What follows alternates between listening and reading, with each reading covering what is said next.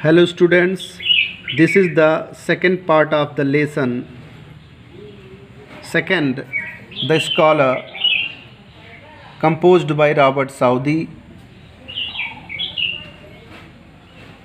जैसा कि मैंने आपको इसके पहले वाले वीडियो में बताया है कि लेखक ने अपने आप को स्कॉलर इमेजिन किया है, विद्वान मानता है। लेखक अपने आप को चूँकि विद्वान मानता है, इसका कारण उसका घमंड नहीं, उसका गर्व नहीं है, बल्कि उन मरे हुए महान लेखकों की किताबों को जब वह पढ़ता है तो उसको भी लगता है कि उन विद्वान वे महान लेखक के गुण उनमें आ गया है और उस गुण को प्राप्त करने के कारण वह अपने आप को विद्वान मानता है और वह भी उन्हीं की तरह होना चाहता है जैसे वो हैं। तो इस प्रकार यहाँ पर जो कवि हैं रॉबर्ट साउदी कहते हैं, my thoughts are with the dead. मेरे विचार आर माने हैं, विद द डेड माने उन मरे हुए महान लेखकों के समान। अर्थात इसका मतलब ये हुआ कि जब मैं द डेड उन मरे हुए महान लेखकों की किताबों को पढ़ता हूँ, के विचारों को पढ़ता हूँ, तो मेरे विचार भी उन्हीं के समान हो जाते हैं। अर्थात मैं भी उन्हीं की तरह विद्वत विचार को प्राप्त कर जाता हूँ, विद्वानों की तरह बिहेव करने लगता हूँ। तो my thoughts are with the dead, मेरे विचार भी मेरी भी चिंतन उन्हीं की तरह है, अर्थात उन मरे हुए महान लेखकों के समान है। विद्यम उनके साथ आई लिव, मैं रहता हूँ इन लॉन्ग पास्ट अगस्त। और जब मैं उनकी किताबों को पढ़ने लगता हूँ तो मुझे लगता है कि आई लिव मैं रह रहा हूँ इन लॉन्ग पास्ट ईयर्स, बीते हुए समय में, बीते हुए सालों में, जब वह जिंदा थे और जिंदा होने के साथ जब उन्होंने अपनी इन कृतियों को, अपनी इन रचनाओं को, अपने इन विचारों को जब वे लोग लिख रहे थे, तो जब चूँकि वो उनकी किताबों को कभी पढ़ता है तो कभी को भी लगता है कि वह भी उन्हीं की तरह हो गया है, उन्हीं की तरह बीते हुए सालों में जीवन यापन कर रहा है।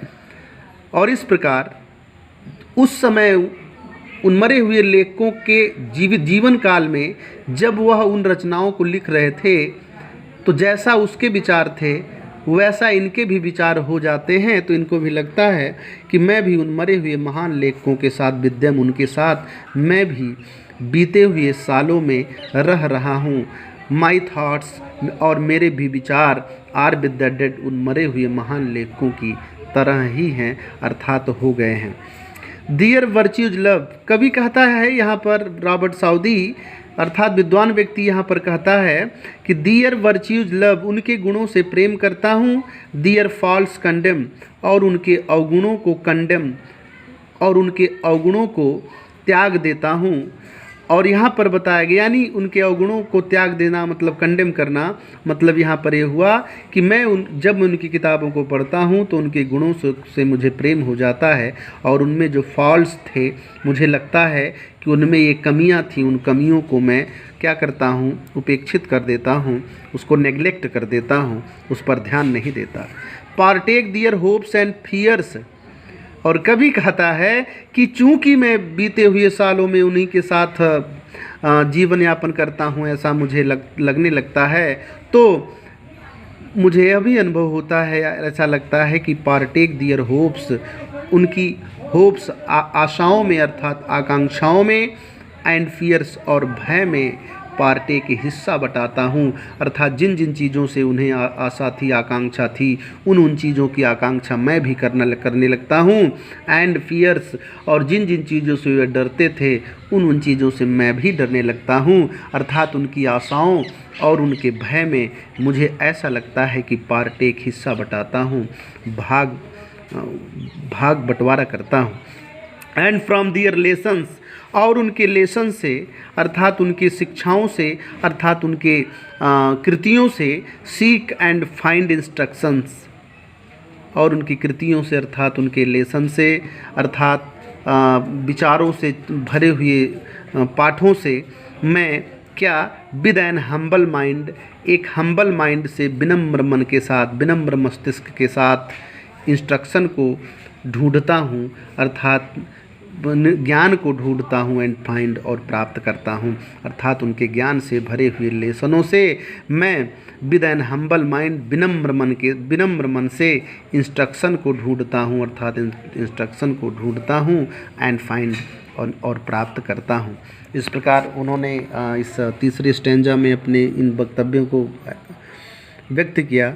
उसके बाद लेखक आगे कह रहा है, my hopes are with the dead. अंतिम स्टैंजा है, कंक्लूडिंग स्टैंजा, बहुत इंपॉर्टेंट है। My hopes are with the dead.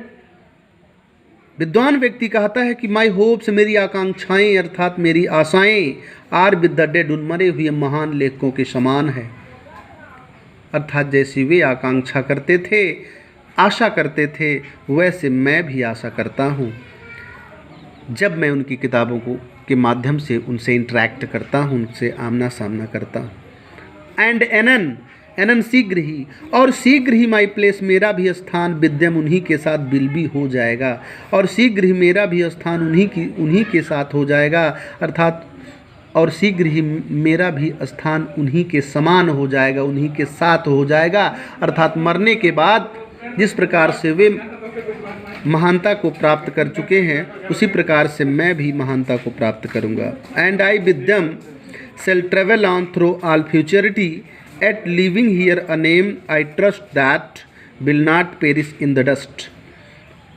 Here the poet says that I with them shall travel on। यहाँ पर कभी रॉबर्ट साउदी विद्वान व्यक्ति कहता है कि my hopes are with the dead, मेरे आशाएं भी, मेरी आकांक्षाएं भी उन मरे हुए महान लेखकों के समान है, कवियों के समान है। एनन, और शीघ्र ही मेरा भी स्थान उन्हीं की तरह विद्यम, उन्हीं के साथ हो जाएगा, अर्थात उन्हीं की तरह हो जाएगा। अर्थात वो बताता है कि जब चूँकि मरने के बाद वह भी इस आल फ्यूचरिटी में, इस अनंत भविष्य में, चूँकि वह भी पूरी दुनिया में ट्रेवल कर रहे हैं, विश्वविख्यात हैं, अमर हैं, उसी प्रकार से उसी स्थान को मैं भी प्राप्त कर लूँगा, ऐसा यहाँ पर विद्वान व्यक्ति की आकांक्षा है। और फिर आगे कहता है विद्वान व्यक्ति, the scholar, I with them, उनके साथ, विद्यम उन्हीं के साथ, सेल ट्रेवल ऑन, यात्रा करता रहूँगा। आई माने मैं, उन्हीं के साथ मैं यात्रा करूँगा, through all futurity. Through all futurity का मतलब अनंत भविष्य में, और उन्हीं के साथ मैं भी अनंत भविष्य में यात्रा करूंगा, अर्थात जिस प्रकार से मरने के बाद वो अपनी कृतियों के माध्यम से अनंत भविष्य में यात्रा कर रहे हैं, ट्रेवल कर रहे हैं अपने विचारों के रूप में, अपने कृतियों के रूप में, उसी प्रकार से मरने के बाद मैं भी यात्रा करूंगा, मैं भी अनंत भविष्य में अपने विचारों से, अपनी कृतियों के माध्यम से, अपनी विद्वता के माध्यम से यात्रा करूंगा।